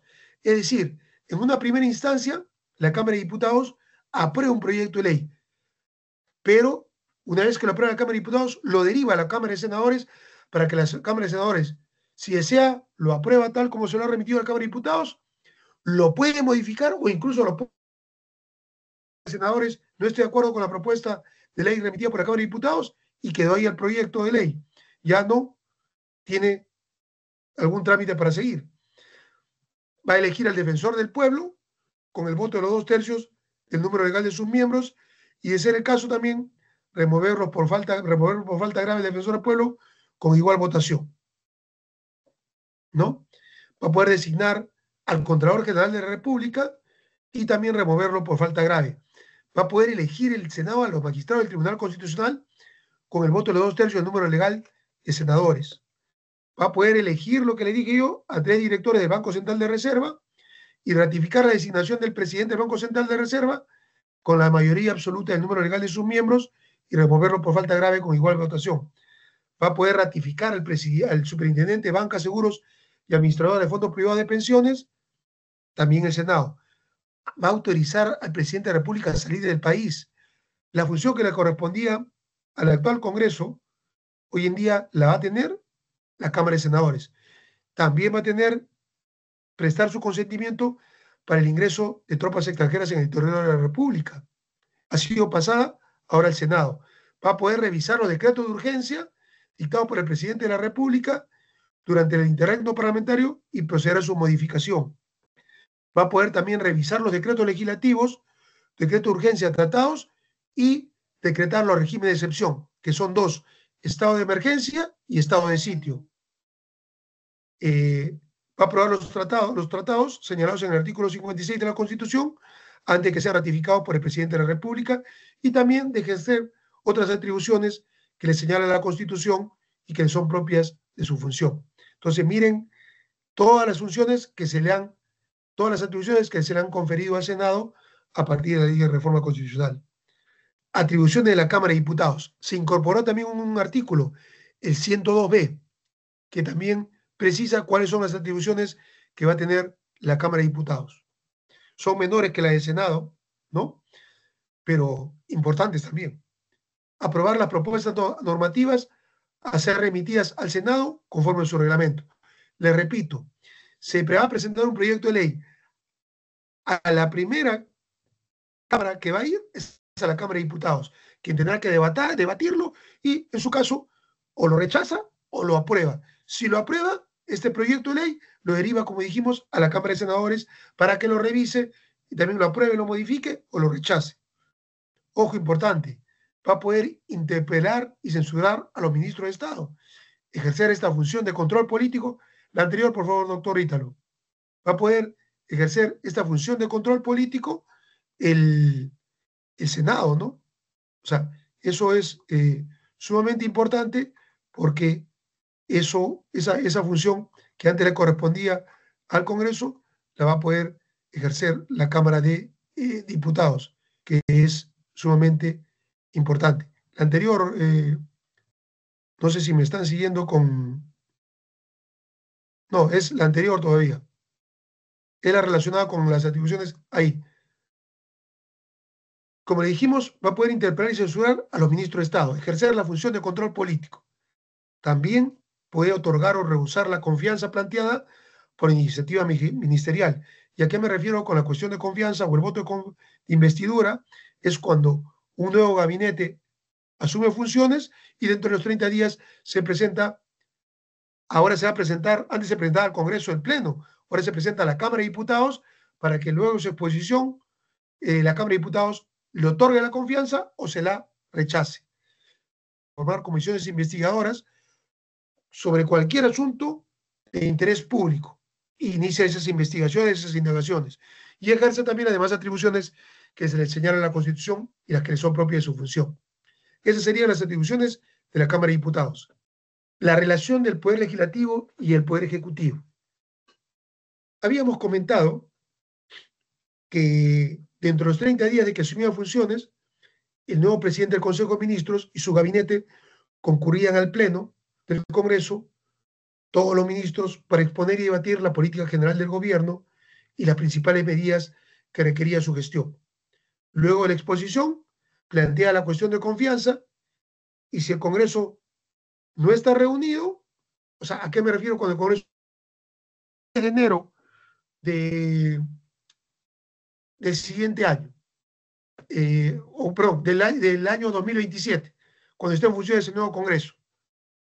Si no está reunido, como está en una fecha de interregno parlamentario, el presidente de la República puede convocar una legislatura extraordinaria con la única finalidad de que se escuche en la política general del gobierno que va a exponer el nuevo presidente del Consejo de Ministros y su gabinete, y también si le otorgan o no la cuestión de confianza. A partir de la ley de reforma constitucional, dentro de los 30 días también de haber asumido funciones, el presidente del Consejo de Ministros va a concurrir, pero va a concurrir ahora a la Cámara de Diputados, con todos sus ministros, y ante quien va a exponer es ante la Cámara de Diputados. Y luego de la exposición, el nuevo presidente del Consejo de Ministros tendrá que plantear la cuestión de confianza. Y a quien la va a plantear es a la Cámara de Diputados, como dijimos, y quien luego de la exposición podrá determinar si le otorga o no o le rechaza la cuestión de confianza planteada por el presidente del Consejo de Ministros. Y también si la Cámara de Diputados está en una época de interregno parlamentario, el presidente de la República puede convocar a legislatura extraordinaria para que se reúna el Congreso a escuchar al presidente del Consejo de Ministros. Otro punto, interpelación a los ministros. Actualmente, con el Congreso actual, es obligatoria la concurrencia del Consejo de Ministros o de cualquiera de los ministros cuando el Congreso los cita para interpelarlos. Llámese, se me ocurre que ha habido un atentado en una zona del oriente peruano, se puede interpelar al ministro de Defensa, ¿no? Interpelación se formula por escrito y debe ser presentada por no menos del 15% del número legal de congresistas. Para ser emitida esta interpelación, la moción de interpelación, se requiere el voto de un tercio del número de congresistas hábiles y la votación se efectúa en la siguiente sesión y se señala día y hora para que los ministros contesten la interpelación, ¿no? A partir de la ley de reforma constitucional, la interpelación la va a realizar la Cámara de Diputados.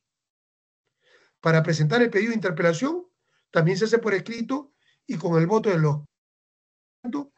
número legal de diputados. Y para su admisión también requiere el voto del tercio del número de diputados hábiles. Y la votación se efectúa en la siguiente sesión, ¿no? Entonces, esa sería, digamos, cómo se desarrollaría la interpretación. ¿Cuál es el 15% del número legal de diputados? Sería con el número, con 20, con la firma de 20 diputados, quienes tendrían que solicitar, interpelar a un determinado ministro sobre algún asunto de interés nacional. El voto de censura o rechazo de la cuestión de confianza, que también estaba prevista en 132. Actualmente, el Congreso hace efectiva la responsabilidad política del Consejo de Ministros o de cada ministro por separado, mediante el voto de censura o rechazo a la cuestión de confianza. La cuestión de iniciativa ministerial, toda moción de censura contra el Consejo de Ministros o contra cualquiera de los ministros debe ser presentada por no menos del 25% del número legal de congresistas, ¿no? Su aprobación requiere el voto de la mitad del número legal de miembros del Congreso, y si se rechaza la cuestión de confianza o se vota por la censura del Consejo de Ministros o de un ministro en particular, el ministro censurado o el gabinete censurado tiene que renunciar. El presidente de la República acepta su dimisión dentro de las 72 horas y ya los ministros o el Consejo de Ministros, si es que es censurado el Consejo de Ministros, al producirse la crisis total del gabinete, se tiene que volver a nombrar un nuevo Consejo de Ministros. A partir de la ley de reforma constitucional, el voto de censura o rechazo a la cuestión de confianza le corresponde única y exclusivamente a la Cámara de Diputados. Igual se va a plantear por iniciativa ministerial, y la moción de censura tendrá que ser planteada por no menos del 25% del número legal de diputados. O sea, con 32 diputados se presentaría la moción de censura. Y la aprobación de la moción de censura se requeriría el voto de la mitad más uno del número legal de diputados, que serían 66, ¿no? Lo que habíamos hablado de confianza a nombre del Congreso, del Consejo, si la confianza le fue rehusada, o si lo censuraron, o si renuncia o es removido por el presidente de la República, se produce la crisis total del gabinete. Y como dijimos hace un momento, la cuestión de confianza a nombre del Consejo de Ministros se plantea. El control político no interviene para nada el Senado. Única y exclusivamente le corresponde a la Cámara de Diputados. Disolución del Congreso. El presidente de la República, ustedes saben, con el actual Congreso, está facultado para disolver el Congreso si éste ha censurado o negado la confianza a 2 consejos de ministros. El decreto de disolución contiene la convocatoria para nuevas elecciones, pero para elegir nuevo Congreso. Las elecciones se realizan dentro de los 4 meses de haberse producido la disolución del Congreso. No se puede disolver el Congreso durante el último año de su mandato. Y disuelto el Congreso, ojo, ya saben ustedes que tiene que llevarse a cabo un proceso eleccionario dentro de los 4 meses, pero quien ejerce funciones es la Comisión Permanente. Esa sí no puede ser disuelta, ¿no? No hay otra forma de revocatoria de mandato parlamentario, y también el Congreso actual no puede ser disuelto si estamos en estado de sitio, llámese en caso de guerra exterior, invasión, guerra civil o peligro inminente que se produzca. Pero a partir de la ley de reforma constitucional, el presidente del Congreso de la República, solo puede disolver la Cámara de Diputados, más no la Cámara de Senadores, ¿ah? Ojo, ténganlo presente. A partir del siguiente año, 2026, cuando entre en funciones el nuevo Congreso, el presidente solamente está facultado para disolver la Cámara de Diputados, siempre y cuando haya censurado o negado la confianza a 2 consejos de ministros. El decreto de disolución de la Cámara de Diputados contiene la fecha de elecciones para una nueva Cámara de Diputados, para elegir una nueva Cámara de Diputados, y este proceso eleccionario se realiza dentro de los 4 meses de la fecha en que ha sido disuelto. Tampoco se va a poder disolver la Cámara de Diputados durante el último año de su mandato, y disuelta la Cámara de Diputados, se mantiene en funciones el Senado, el cual no puede ser disuelto. Ojo, miren, los senadores se han protegido y dicen, ok, si el presidente quiere disolver, solo puede disolver la Cámara de Diputados, más no al Senado. Él sigue en funciones. Obviamente la nueva Cámara de Diputados elegida sustituye a la anterior para completar el periodo de gobierno, ¿no? Y tampoco la Cámara de Diputados puede ser disuelta bajo un estado de sitio. Ya dijimos, en caso de invasión, guerra exterior, guerra civil o peligro inminente de que se produzca. La instalación del nuevo Congreso Actualmente dijimos que el Congreso puede censurar al Consejo de Ministros o negarle la confianza, ¿no? En cuyo supuesto podría ser disuelto, como hemos comentado, el Ejecutivo. En ese interregno parlamentario, el Poder Ejecutivo legisla mediante decreto de urgencia.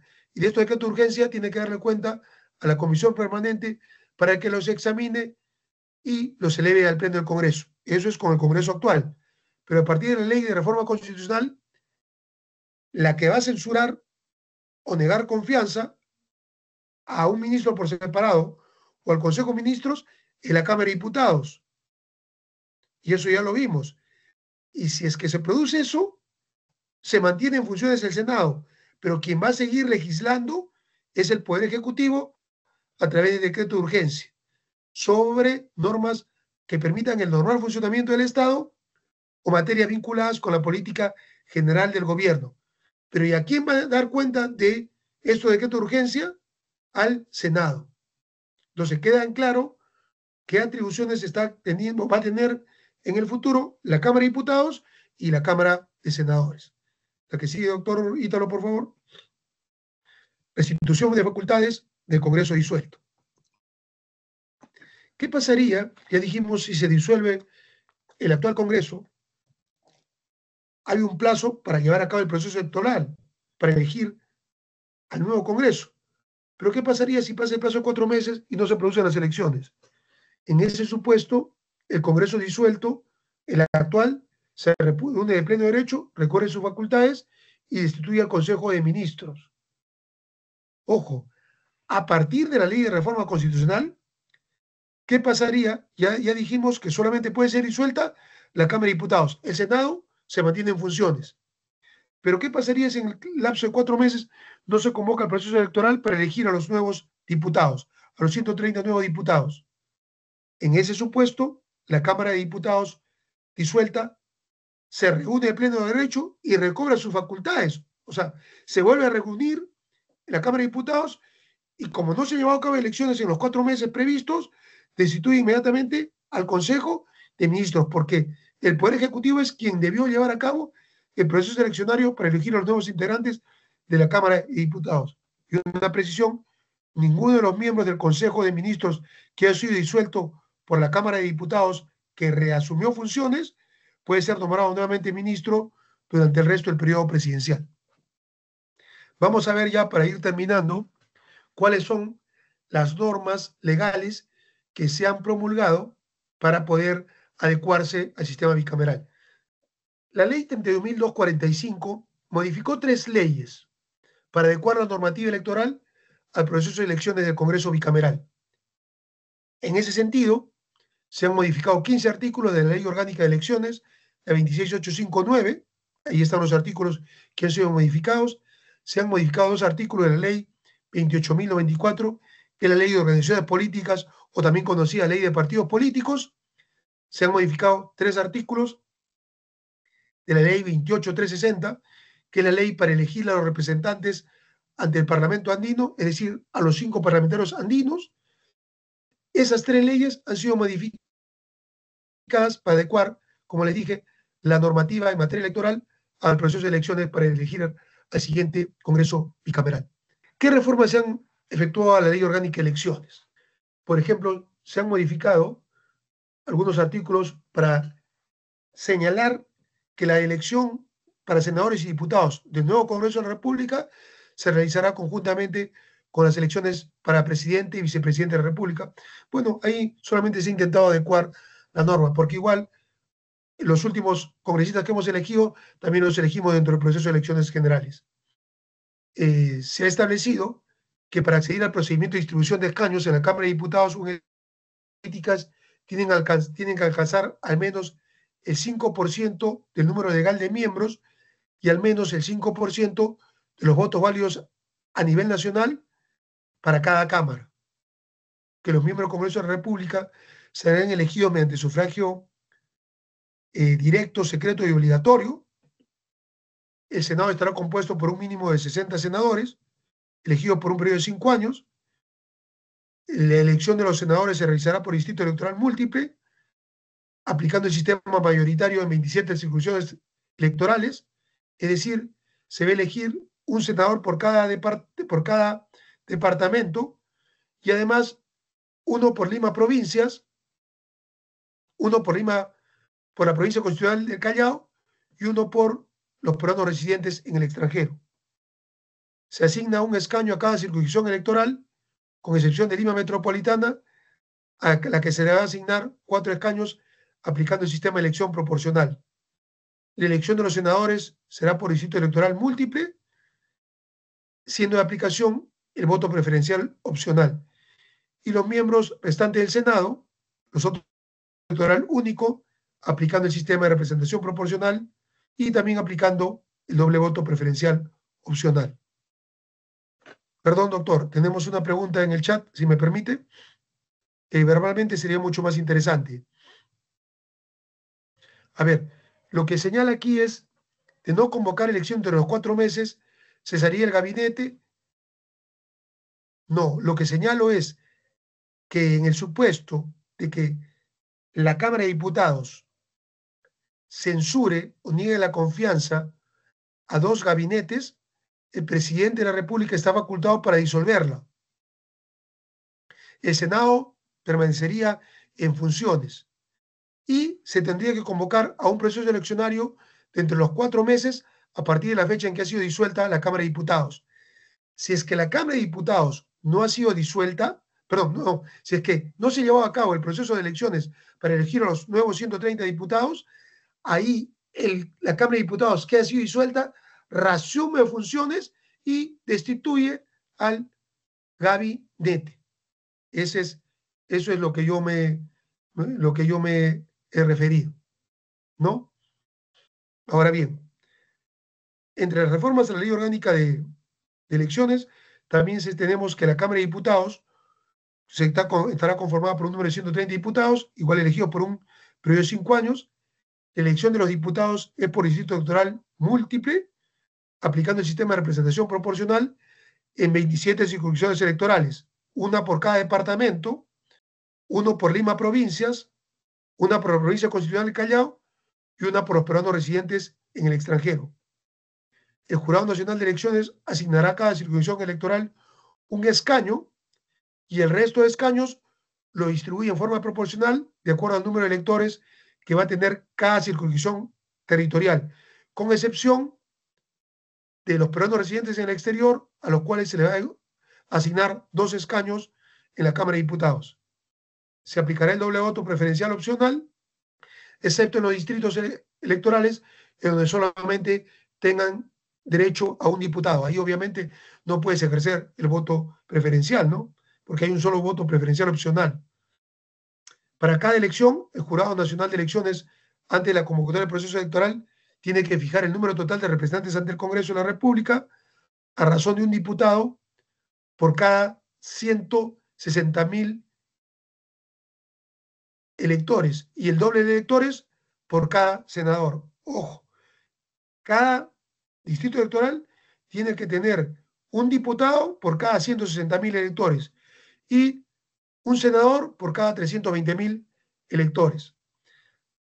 Para la elección de los diputados y senadores se va a aplicar el método de la cifra repartidora, también conocida como el método de Hont, ¿no? Que lo creó un matemático belga, Victor de Hont, en caso se elija a más de un representante.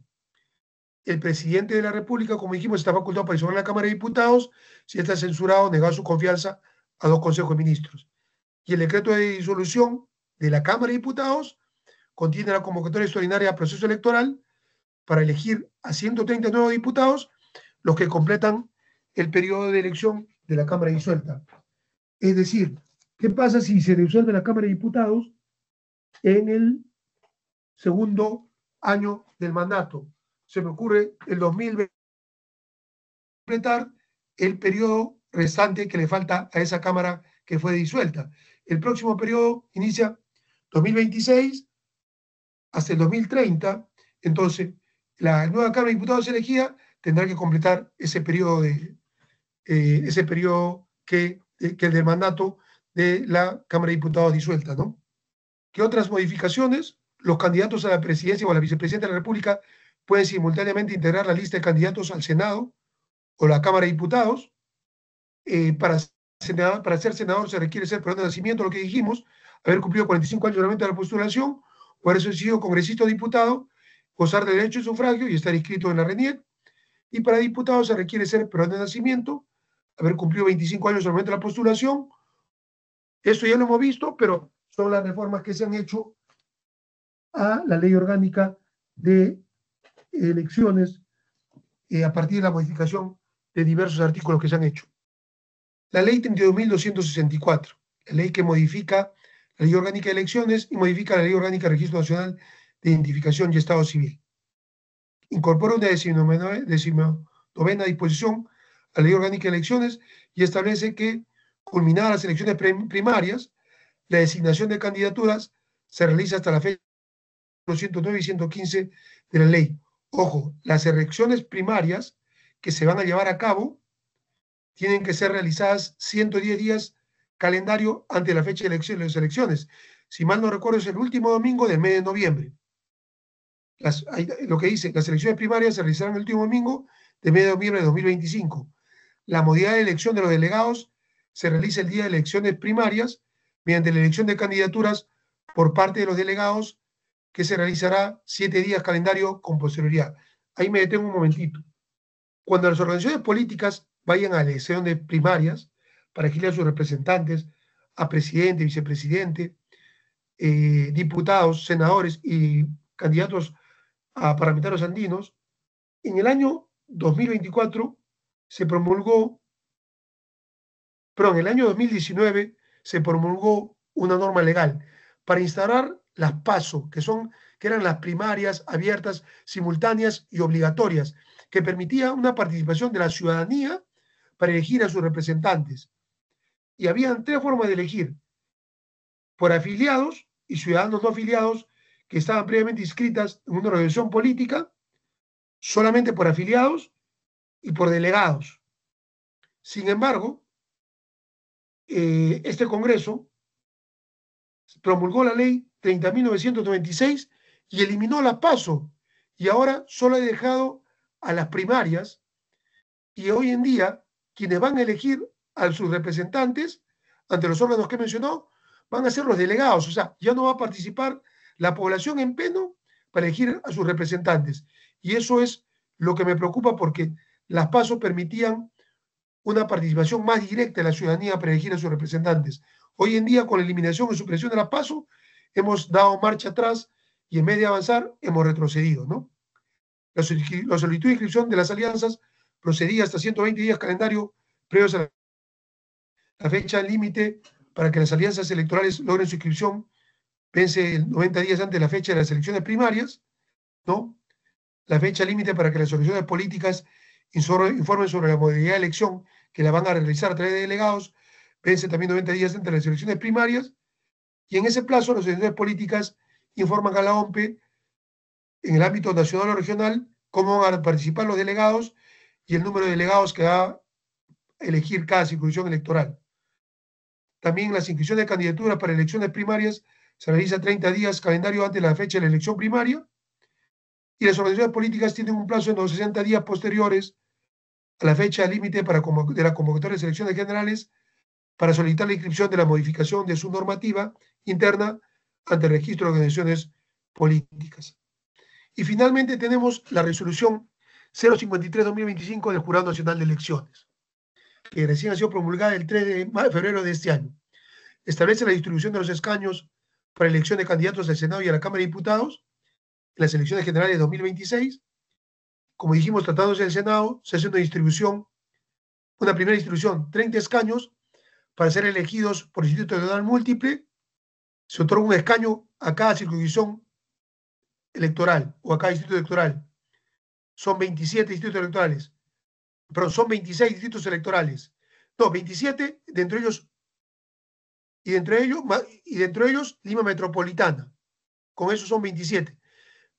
Si son 27 distritos electorales, son 26, tienen un representante en el Senado, y otros 4 se le asignan a Lima Metropolitana, con lo cual suman los 30. Vuelvo a repetir, 30 escaños son por distrito electoral múltiple.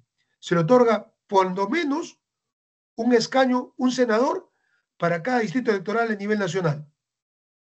Y 4, con lo cual sumamos de las 27, si son 26, un senador son 26. Y la 27ª el distrito electoral, que es Lima Metropolitana, tiene 4. 26 más 4 están los 30. Y el resto de el resto de los escaños para la Cámara de Diputados se hace de la siguiente manera: 28 escaños, un escaño también a cada distrito electoral, con excepción de los peruanos residentes en el exterior, a los cuales se les asigna 2 escaños.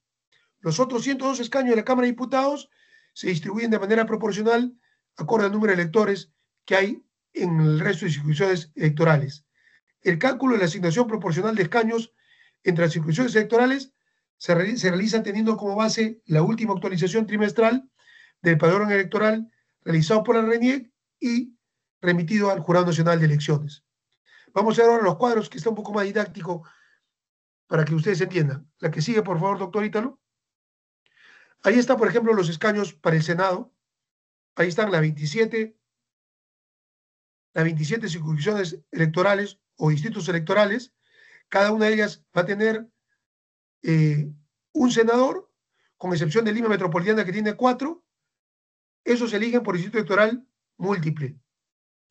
Y a nivel nacional, por distrito electoral único, se eligen otros 30 senadores, con lo cual suman los 60 próximos senadores.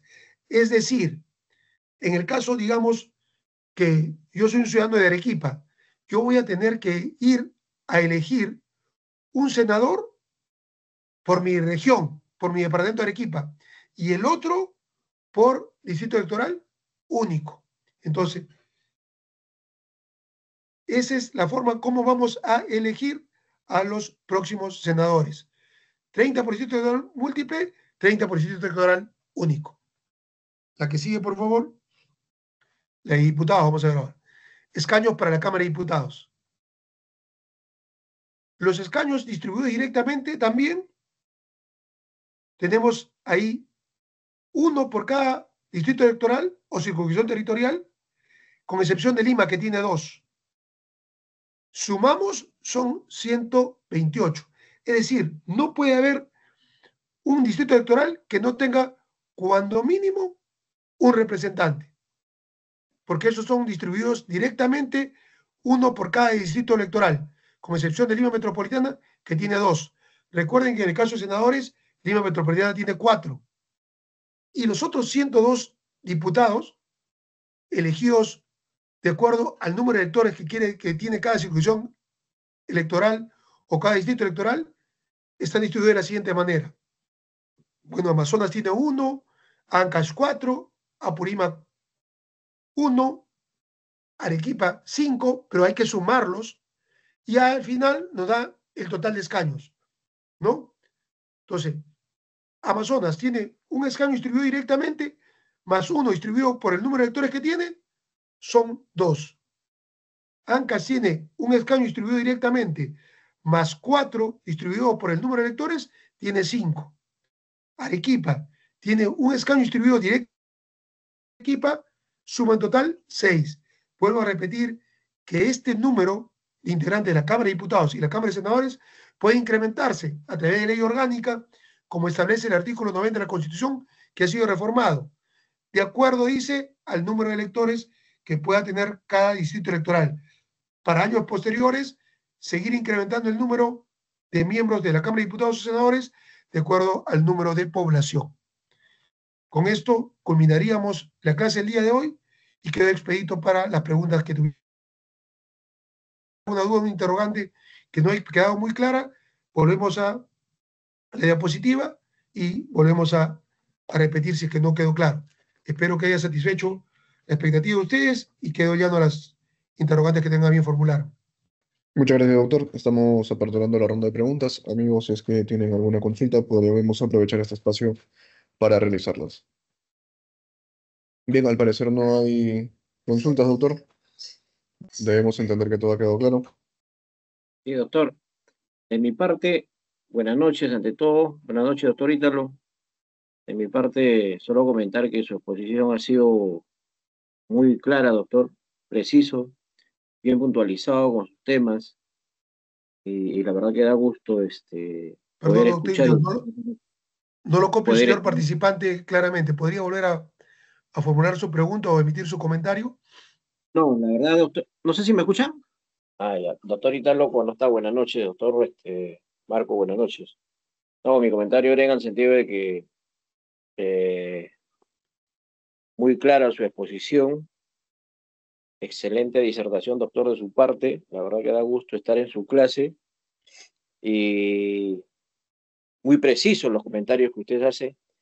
Y bueno, así como usted decía, pues, ¿no? Hasta a partir del próximo año ya estamos eh, con otra figura, vayamos a decir, dentro de la estructura del Estado, dos cámaras, y esperemos que las cámaras, la bicameralidad, funcione adecuadamente, pues, en la gobernabilidad de nuestro país. Yo creo que eso, apuntamos todos a eso, más algún comentario extra que se podría hacer es respecto a la modificación de las leyes, ¿no? Y en cierto modo la clase política sigue acomodándose a su criterio, a su forma, a su entender o a beneficio de algunos en algunos puntos, ¿no? Pero bueno, estamos a ese nivel y esperemos pues algún día podamos cambiar esa figura. Nada más, doctor, muchas gracias. Muchas gracias por sus comentarios. Doctor, si es que no hay otra consulta, estamos finalizando nuestra sesión, no No, sin antes lamentablemente no escuché agradecerle. muy bien. Entendemos, doctor, Lo- el participante estaba agradeciendo su gran ponencia, doctor. Bien, no, amigos, solamente Buenas no... noches, agradecerle. Sigue buenas adelante. noches. Adelante. Profesor, Buenas suscribo noches. plenamente. ¿Aló? Buenas Adelante, noches. doctor. Su presentación ha sido muy interesante. Eh, lo que a mí me interesaría y también a los miembros, a los otros compañeros, ¿no? Sus presentaciones nos gustaría acceder, ¿no? De otro lado, pasé un chat indicando si había usted que está más inmerso en este tema, si había alguna publicación con las normas actualizadas y compendiadas, porque la legislación está dispersa y para tener una visión clara de cuáles van a ser las reglas de juego para este proceso, ¿no? Doctor Ítalo, no Me sé si usted parece. lo copia muy bien, pero yo tengo problemas para escuchar Sí, las... doctor, se copia correctamente. Bien, al parecer el expositor tiene ciertos problemas de audio. Lamentamos el inconveniente. Doctor, esperamos que haya podido escuchar la pregunta. Sobre el tema he pasado un chat. Doctor, ¿puede fijarse en el chat de la sala para poder ver la pregunta de nuestro participante? El chat es en relación a la legislación compendiada y actualizada sobre las nuevas reglas electorales. Cambia constitución, cambia la LOE y otras normas más. Le acabamos de mandar un mensaje a la interna al docente. Esperamos que pueda contestar a la brevedad. Sí, doctor Ítalo, lo extraño es que lo escuche usted claramente, pero no escucho al participante, o si usted me puede transmitir la pregunta si no hay mucha molestia. Sí, claro que sí. Doctor, nos comenta el doctor Óscar Samaniego Obregón de no convocar elecciones dentro de los 4 meses, cesaría el gabinete. También la presidencia, según la Constitución, cesa por rehusarse a convocar elecciones. Muy amable. Ah, ok, Perdón, yo creía haberla perdón, respondido. Eh, en la reforma que bueno, que se ha efectuado, evidentemente quedó claro, o bueno, o en todo caso, lo vuelvo a explicar, qué sucedería en el caso de que quien va a tener hoy en día, a partir de la ley de reforma constitucional, la función de control político respecto a los actos del Poder Ejecutivo, va a ser la Cámara de Diputados. Por eso es que la Cámara de Diputados va a poder interpelar, censurar a ministros por separado o al gabinete en pleno. Y también va a poder escuchar al presidente del Consejo de Ministros cuando se designe un nuevo Consejo de Ministros y vaya a exponer dentro de los 30 días de haber asumido funciones, diputados, la política general de gobierno y las principales medidas que va a tomar ese nuevo presidente del Consejo de Ministros y su gabinete en pleno. Luego de la exposición, el presidente del Consejo de Ministros va a solicitar la cuestión de confianza ante la Cámara de Diputados, quien puede darle la confianza o rechazarla. Ahora, también podría suceder que producto de un acontecimiento que ocurra, podría suceder que la Cámara de Diputados plantee interpelar al presidente del Consejo de Ministros y si es que las explicaciones no satisfacen, la Cámara de Diputados lo podría censurar. Y si cae el presidente del Consejo de Ministros, cae en pleno en todo el gabinete y se produce la crisis por motivos políticos, censura o niega la confianza a dos consejos de ministros. En ese caso, el presidente de la República tiene expedita la facultad de disolver la Cámara de Diputados, más no el Senado, que quede claro, disuelve la Cámara de Diputados, más no el Senado, quien sigue en funciones. Sin embargo, el decreto de disolución por parte del presidente de la República de la Cámara de Diputados contiene una fecha para elegir a la nueva Cámara de Diputados que va a entrar en funciones, para elegir los 130 nuevos diputados que van a completar el periodo que resta del mandato de 5 años. Pero lo que sucedería, a lo que dijimos es que si las elecciones no se realizan dentro del plazo de 4 meses que establece el artículo 136 de la Constitución, en ese supuesto, la Cámara de Diputados que haya sido disuelta, pleno derecho, y recobra sus facultades y se restituyen sus funciones. Vuelve a operar la Cámara de Diputados que había sido disuelta. Y lo que hace inmediatamente, tan pronto se reúna y reasuma funciones, destituye en pleno al Consejo de Ministros. Fue destituido por la Cámara de Diputados, puede volver a ser nuevamente ministro durante el resto del periodo presidencial. No sé si quedó claro ahora la explicación o todavía queda algo pendiente. Profesor, eso no era, eso lo tengo claro, lo aclaró con mucha nitidez. Lo que yo pedía a usted si podía recomendar alguna legislación compendiada y actualizada sobre las modificaciones que ha tenido la legislación electoral. Ese era mi pedido.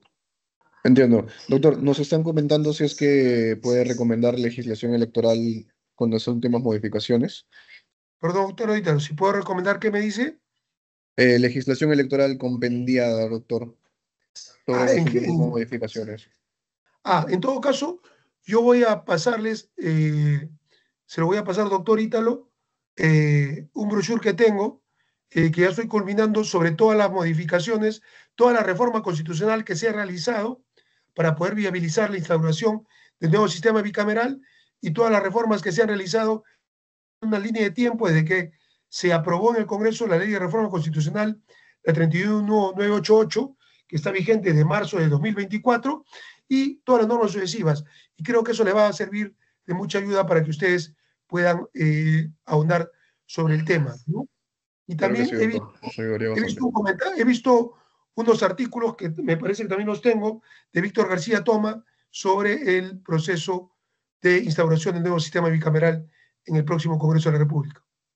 Muchas gracias, doctor. Agradeceríamos que nos pueda compartir para poder compartirlo con los participantes. Y algo adicional, si alguien quiere profundizar, el Congreso de la República también en su página web también tiene material al respecto, viene trabajando. Tengamos presente que en estos momentos ya se viene elaborando los nuevos reglamentos. Ya le dijimos que la Cámara de Diputados va a tener un reglamento, la Cámara de Senadores va a tener un reglamento y va a haber un reglamento para ambas cámaras, tal como sucede en el Congreso Español, que se denomina las Cortes, en la cual cada cámara tiene su reglamento y hay un reglamento general que regula también a ambas cámaras. Similar es el modelo que estamos aplicando, ¿no? ¿Alguna otra pregunta? Muchísimas gracias. No tenemos ninguna otra consulta, doctor. Agradeciéndole nuevamente por su participación. Estamos finalizando no solamente la exposición, sino también su participación en el diplomado, sin antes reiterarle el agradecimiento por haber aceptado gustosamente esta invitación, doctor. Sin nada más que agregar, estamos entonces, estimados amigos, concluyendo nuestra sesión. Que tengan todos muy buenas noches. Nos vemos, doctor, en la siguiente clase.